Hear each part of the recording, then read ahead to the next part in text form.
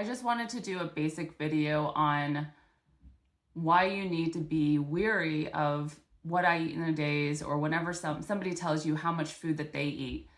And this is why I try to be careful with what I post when I do my what I eat in the days, because I am currently at this point where if I am losing a tiny bit of weight or I'm getting a tiny bit leaner, it's not in any significant way. The way I eat is mostly maintenance.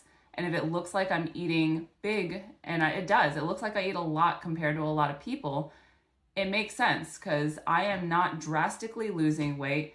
I have a background in fitness since when I was in the military. So I've been lifting weights. I know I don't look like a big person, but as far as muscle to fat ratio, I've got a lot of muscle.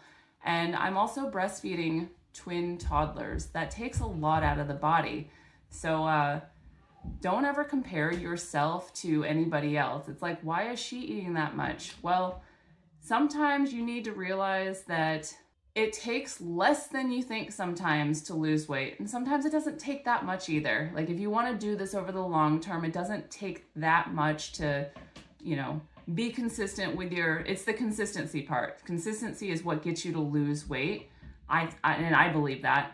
But if you're seeing people dropping big, or if you just assume that person must be that size because of the amount that they eat today, I don't think I could lose weight on the diet that I eat, where you're seeing me eating like 3,000 calories. I don't think that's a weight loss diet for most people.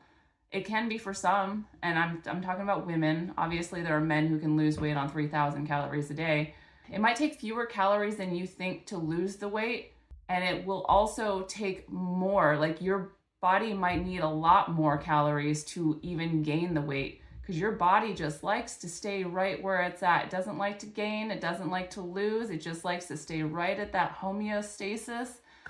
And that means when you're eating a bunch of calories, those extra calories take more work to burn. So it's not just a straight formula. You're not just going to gain a pound a week just because you ate 500 calories extra a day. It might not work out that way. The math is not always straightforward in the body. The kind of calories you consume really matters where you are at hormonally from sleep or anything else going on in your life, stress. And the same can be said when you're trying to lose the weight too. Water has to be considered, your glycogen stores, the amount of food you have in your system. I'm only saying all this because when you see other people's what I eat in a days, take it with a grain of salt. It doesn't mean that because it worked for this person that it's going to work for you as well.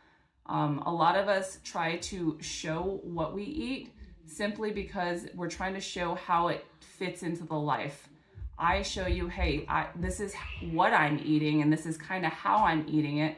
And had I known about things like fruit first right away, had somebody shown me, oh, this is how you get through lunch with fruit only, it might have been a little easier for me to make that transition, but it might not have, because we've all seen Freely and her what I eat in a days and her big 8 to 10 banana meals for a breakfast and lunch, and that didn't work for me. So it worked for some people, I'm sure, but it didn't work for me.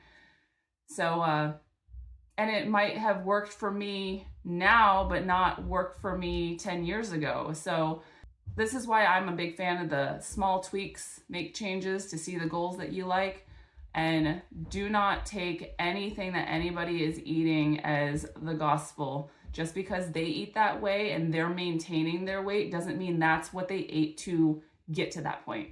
That's the big message.